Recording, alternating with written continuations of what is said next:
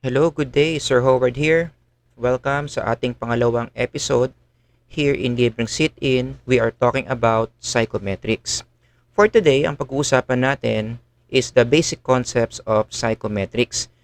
Pag-uusapan natin ngayon yung mga pinakamahalaga, the most important terms that you need to master before you dig in deeper in the field of psychometrics.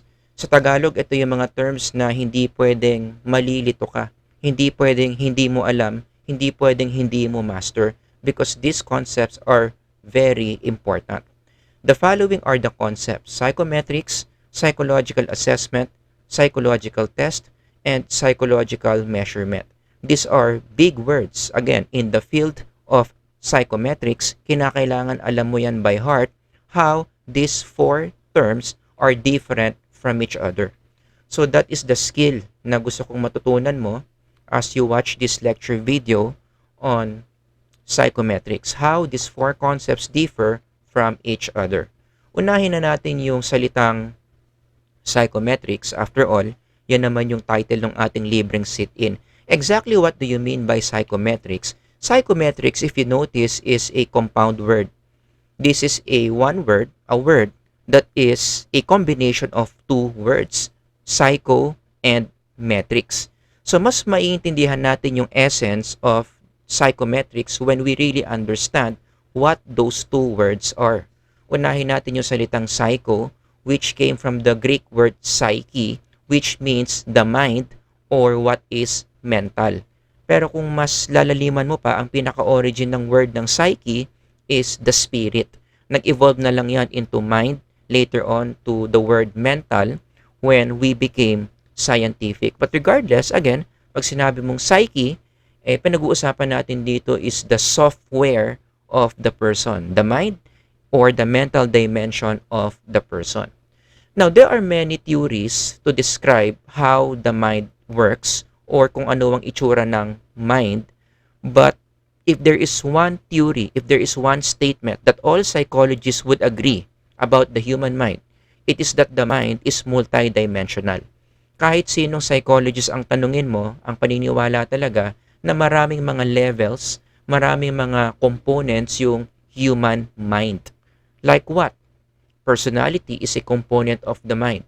Intelligence, both IQ and EQ, is another example of a component or components of the human mind. Religiosity, sexuality, at marami pang iba. All of those things, again, are considered the different dimensions or components of the human mind. Kaya kung titignan mo, one implication here is, kung ang mind ay maraming dimension, mahirap talaga umintindi ng tao. 'Di ba?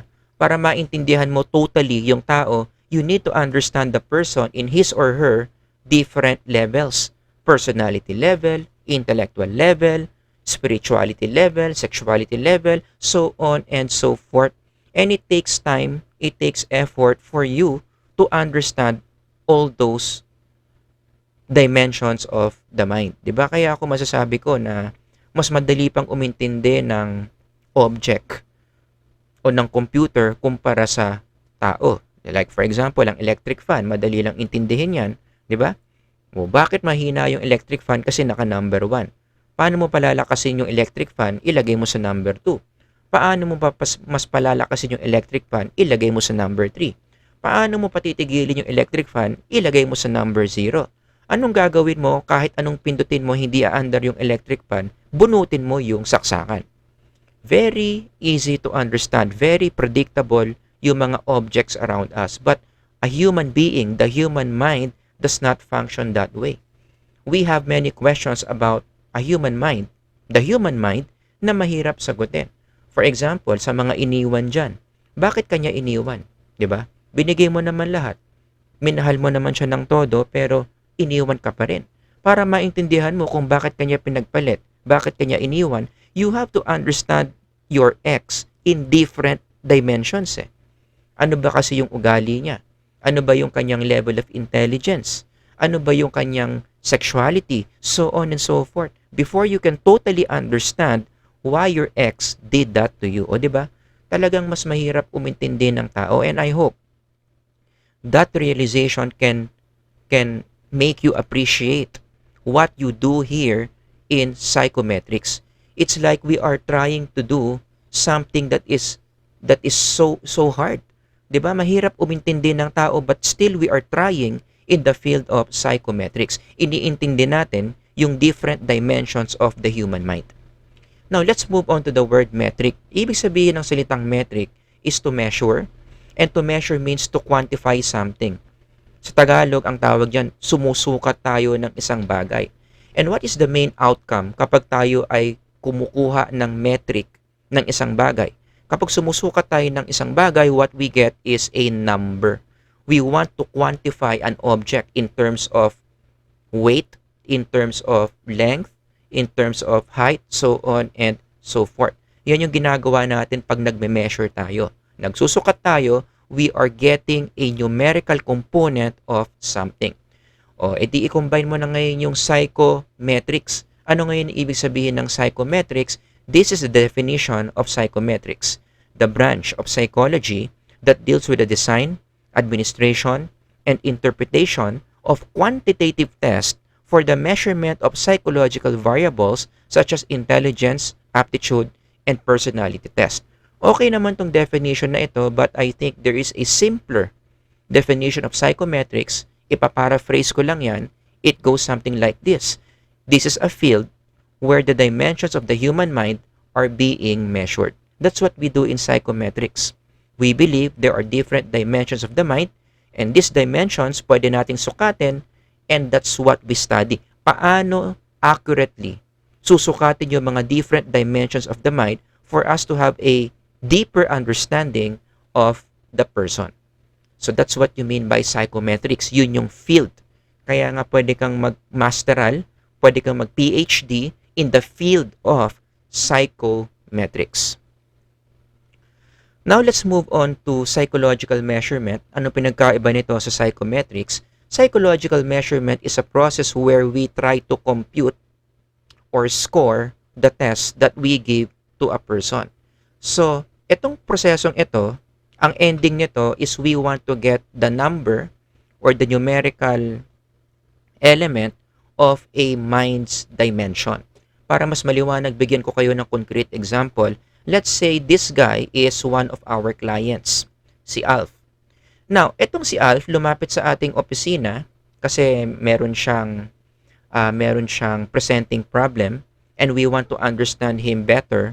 We give him 4 different tests.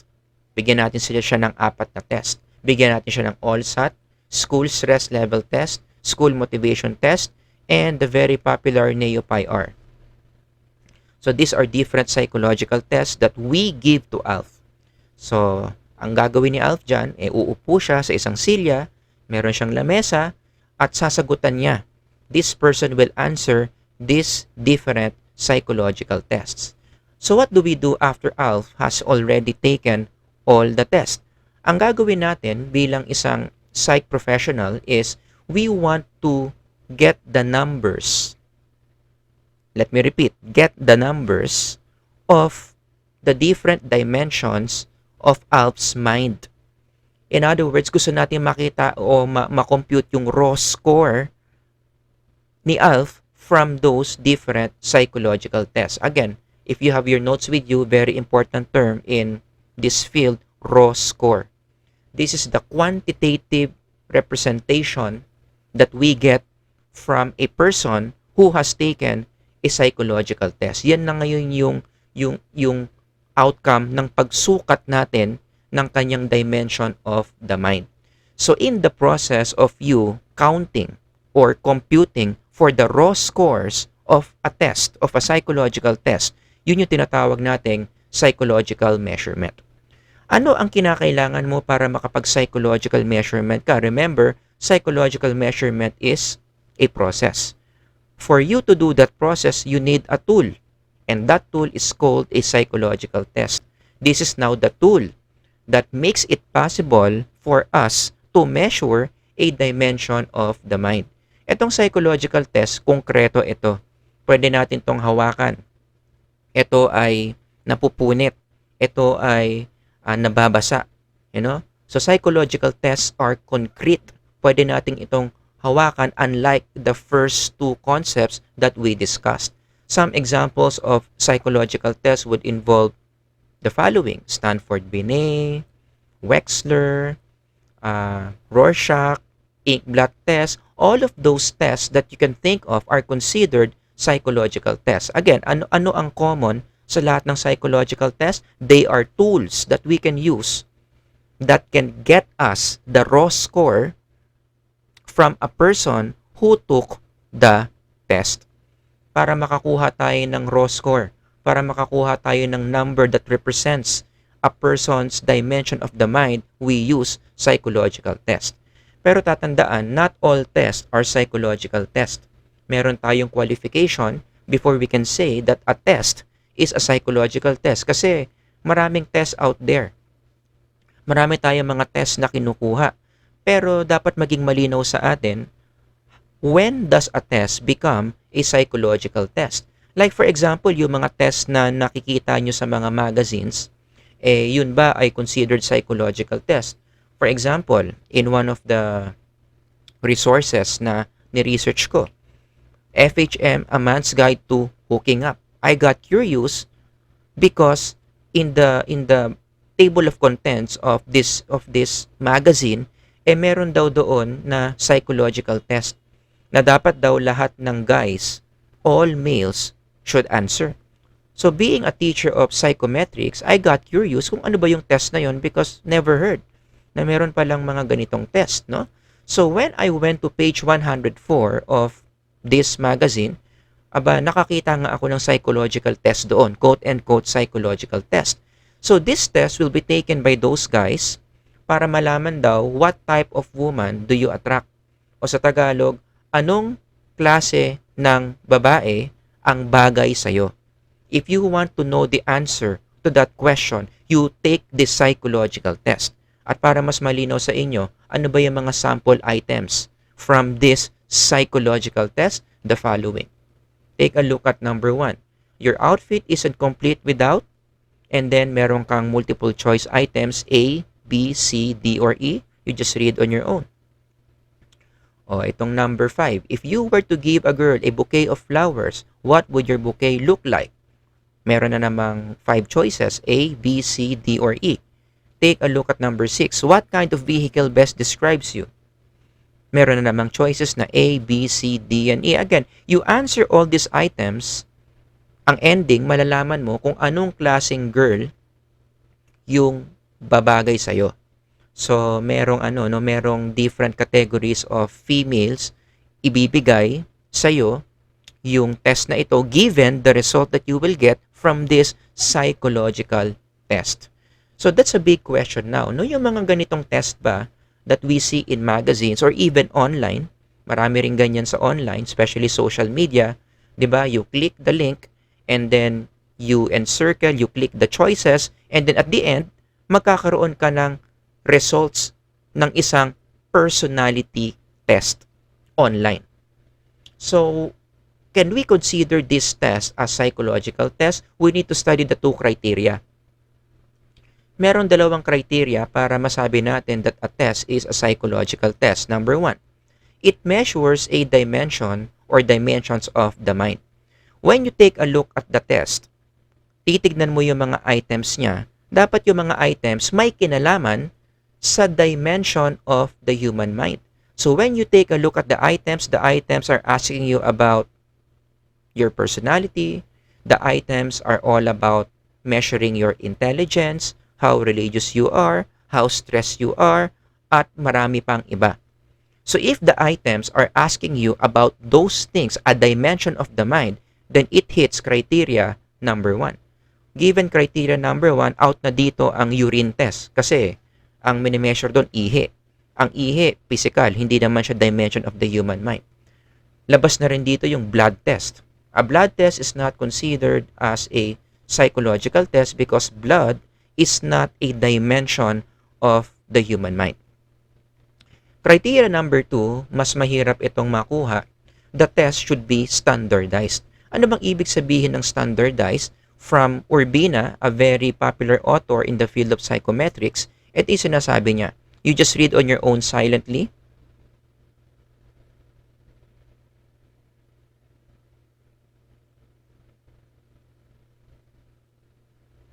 There you go.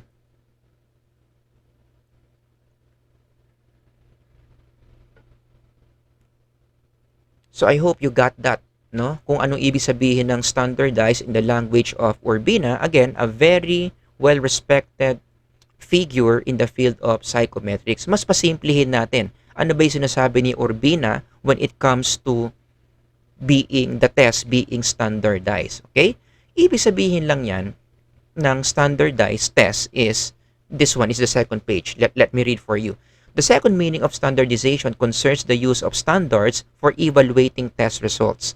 These standards are most often norms derived from a group of individuals known as the normative or standardization sample. Pag-uusapan natin yan as we go along in the process of developing the test. The collective performance of the standardization group or groups, both in terms of averages and variability, is tabulated and becomes the standard against which the performance of other individuals who take the test after it is standardized will be gauged. Again, we will talk about this as we go along our Libreng sit-in here in the field of psychometrics. Pero mas pasimplihin lang natin, no, from what Urbina said. Ibig sabihin lang ng standardized is the test follows strict guidelines when using that test. So kapag ang test standardized, lahat ng tao nagagamit ng test na yon, meron silang mga rules and regulations they will follow in using that test. Let me repeat, everyone should follow. Everyone who plans to use that test. Dahil yung test standardized, dapat parehong-pareho or dapat stricto na stricto kung paano natin gagamitin yung test na yon. Because again, that test is standardized. Question, ano ba yung mga guidelines na yan na dapat lahat ng tao na gagamit ng test na yon ay susundin? The following. We are very strict when it comes to how to administer the test. Because the test is standardized, may mga test na specific yung time kung gaano katagal mo lang siya pwedeng i-administer. Merong 45 minutes, merong 1 oras, merong 1.5 hours. Again, this is very strict.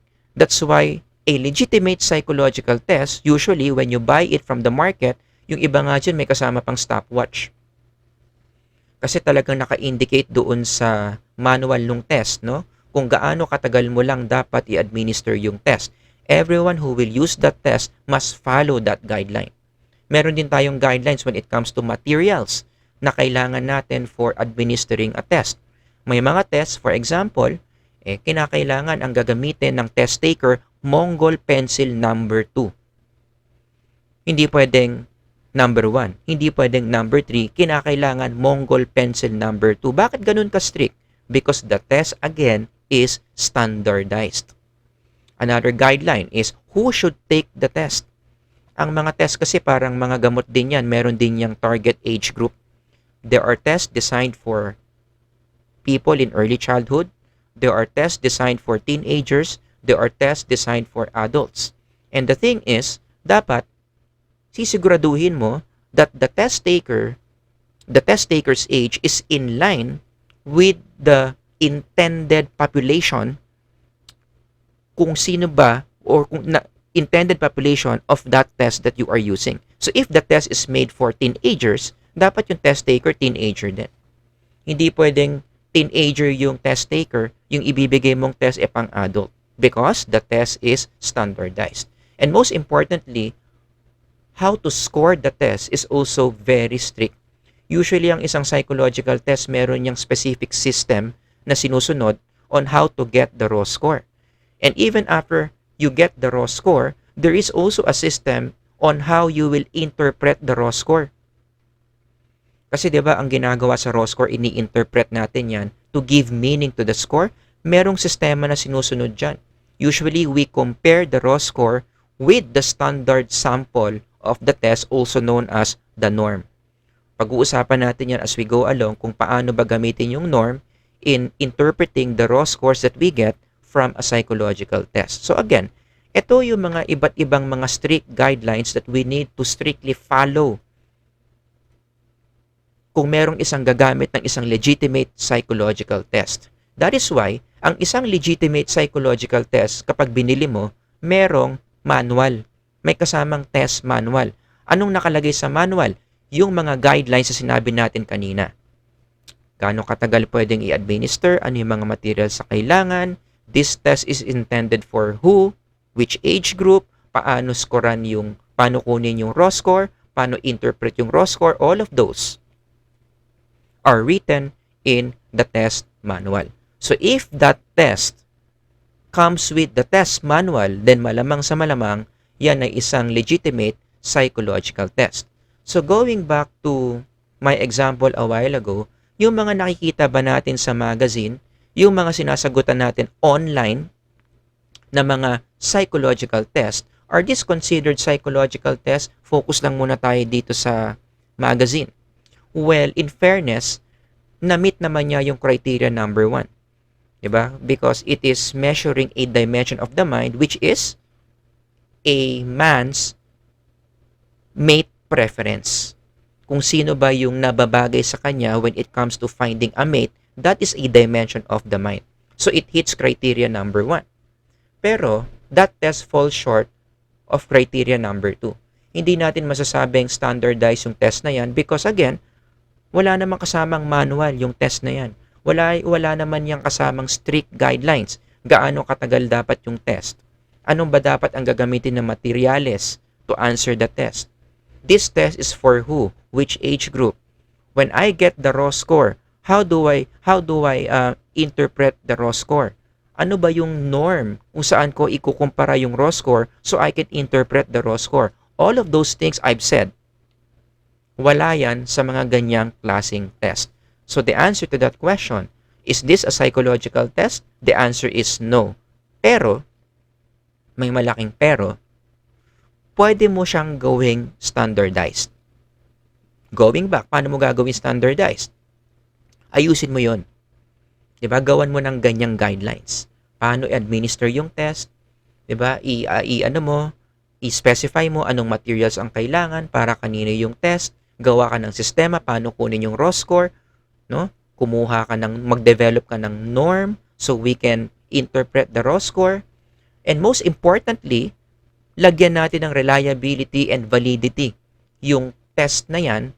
Kapag na-meet lahat yan meron tayo, at the same time the test is reliable and valid, then we can say that we were able to convert that test into a standardized test.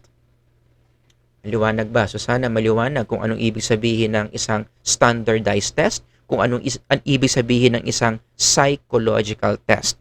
Not all tests are psychological tests. We follow 2 criteria before we can say that a test is a psychological test. Now let's move on to the last concept, psychological assessment. How is this defined? According to Groth and Marnot, again, very important names, very popular names in the field of psychometrics, ganito ang kanilang definition ng psychological assessment. You just read on your own silently. If you need to pause the video, you can pause the video.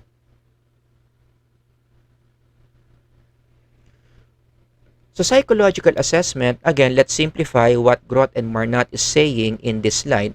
This is a process of making sense or interpreting the numbers. Kung maaalala ninyo, yung psychological measurement is a process. Meron pang isang process na nangyayari sa field of psychometrics, psychological assessment. What happens in assessment? Ini-interpret na natin, binibigyang kahulugan na natin yung raw score na nakuha natin from psychological measurement. Okay, so I hope that's clear. You do psychological measurement for you to get the raw score. Now that you have the raw score, it's time for you to interpret, make sense about the person based on that raw score. Balikan natin yung example natin na si Alf. Kumuha siya ng 4 na test, meron siyang 4 na raw scores. The following: 105, 95 over 100, 10 over 100, 95 over 100 siya sa neuroticism, 23 over 100 siya sa agreeableness. Now, at this point, we don't know what these numbers mean. What can we say about Alf? Given these raw scores, anong klaseng tao si Alf? Ano ang marirecommend natin kay Alf?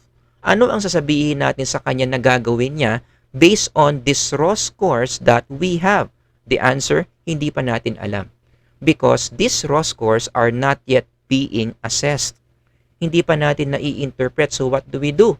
Gagawa tayo ng psychological assessment. We are going to interpret those raw scores using the norm so that malalaman natin, mas makikilala natin ang kaugalian ni Alf. And when we do that, when we interpret the raw scores using the norms, we come up with Alf's psychological assessment. Ganyan ngayon ang masasabi natin kay Alf. Again, you just read on your own. Pause the video if you need to. Now, because of these words, because of these statements, masasabi natin, mas nakilala natin si Alf. Now we understand him better as a human being. Now we understand his psychological condition better because we were able to convert the raw scores into meanings. Nagkaroon ng saysay, nagkaroon ng kahulugan. Mas nakilala natin si Alf. Now, the concrete output of psychological assessment is what we call the assessment report. Another important word in the field of psychometrics. Psychological assessment is the process. Ini-interpret mo yung raw scores. Assessment report, ito na yung papel kung saan mo tinatype yung basa mo sa mga raw scores from a client.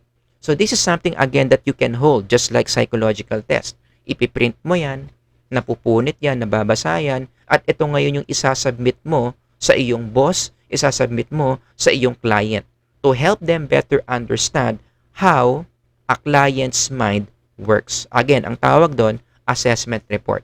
Yan yung concrete output ng proseso na tawag ay psychological assessment.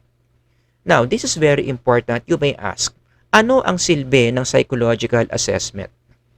Bakit hindi na lang tayo huminto sa psychological measurement? After we get the raw score, we show the raw score to our client and that's it. Why do we need to make sense of the scores that we get from our clients? The answer is because kapag mas nakilala mo yung kliyente mo by interpreting the raw scores from the tests that he or she has taken, magkakaroon ka ngayon ng kapangyarihan, magkakaroon ka ngayon ng basis to make decisions for the person. And usually, of course, these decisions are meant to solve problems. So, given what we saw from Alf, nabasa na natin kung sino si Alf, should he undergo therapy? O tatawagan natin yung parents niya at kakausapin? Or kailangan ni Alf ng 1-hour counseling every day for 5 days? Which one? Ano ang decision kung ikaw ay counselor? Ano ang sasabihin mong dapat gawin kay Alf? Undergo therapy, call parents, 1-hour counseling. Again, it depends on your assessment of Alf. But your assessment of Alf depended on the measurement that you did. And that measurement will not exist kung walang psychological test kang ginamit. And definitely, we will not talk about psychological tests kung walang field of psychometrics. Diba? Ang ending lang talaga ng psychometrics is we want to make decisions. We want to identify decisions that we can provide our clients para mas maging maganda yung buhay nila. Ito pa yung ibang klase ng mga decisions that, maybe we will do in the future by using psychological tests. Is it about time na ilagay na sa mental institution? Or is it about time na pwede nang lumabas ng mental institution? Sino bibigyan natin ng scholarship? 3 lang yung scholarship. 10 yung nag-a-apply. Sino sa 10 ang pinaka-best for that scholarship? In the context of industrial organizational psychology, recruitment, sino ang i-hire natin? 10 ang aplikante, 1 lang dapat ang kunin. Sino ang dapat i-hire? Sa loob ng kumpanya, sino ba ang dapat wag nang i-renew ang kontrata? Kailangan ba talaga na i-divorce na yung mag-asawang ito? Kailangan na ba i-grant yung annulment ng mag-asawang ito? Kanino natin ibibigay yung custody ng bata sa mag-asawang maghihiwalay? Sa nanay o sa tatay? Kailangan ba nating iligtas ang isang tao na sinintensiyahang mamatay? Death penalty? Or ang taong ito hindi dapat pinapatay kundi dapat mag-undergo ng treatment dahil nung ginawa niya yung krimen, wala siya sa kanyang tamang pag-iisip. So should we proceed with death penalty or should this person be put in a mental institution? Those are the different decisions that we have to make as a psychology professional, as a psychometrician. But then again, before you make those decisions, it all depends on the raw scores that you will get and how you interpret those raw scores. So in summary, if I am going to put or diagram a conceptual framework, paano ba related yung apat na terms sa pinag-usapan natin tonight? I would put it like this. Psychometrics is the field where we study psychological tests, which we use for psychological measurement, which makes psychological assessment of people possible. So if I am going to put this into words, ito ang ibig sabihin niyan. Psychometrics is a field that focuses on the use of psychological tests to measure mental dimensions and create psychological assessments of individuals for important decisions a psychologist must make. So that is the essence of what we do here in psychometrics. Before we end this video on our episode 2, meron lang ako mga closing thoughts that I want to share. Number 1, I hope you realize that understanding the mind requires tools. Hindi pwedeng puro empty assumptions lang. Kasi yan ang hirap sa kultura natin ngayon, no? Even psych majors or psych professionals minsan ginagawa na rin ito na sa tingin ko hindi tama. When we make statements about people na wala naman tayong basis, sadly, a lot of the statements that we make about people are psychological statements. 'Di ba? Meron tayong sinasabi tungkol sa kanilang katalinuhan, meron tayong sinasabi tungkol sa kanilang personality, tungkol sa kanilang intentions, Pero I hope by listening to this video, you realize na mahalaga na yung mga sinasabi natin about human beings, about other people, especially to their mental life, must have a basis. Dapat meron tayong kumpletong basis. Huwag tayong basa-basa nagda-diagnose. Huwag tayo basa-basa nagbibigay ng label sa mga tao. Simply because we are psych majors. Even if you are a psych major, even if you are a psychology professional, you make a psychological statement about a person, you need backup basis to support that what you are saying about that person is true. Kaya nga sa tingin ko sa Bible, laging tinuturo yan, di ba? Do not give false testimony against your neighbor. Huwag kang magbibigay ng testimony sa neighbor mo na hindi totoo, walang basis, or may basis man, peke naman. So we practice that principle in the field of psychometrics. We don't say anything about the psychological condition of the person na wala tayong pinangahawakan na basis. And what is that basis? The different raw scores that we get from that person who took the test. And then those raw scores later on, you are going to compare it to a norm.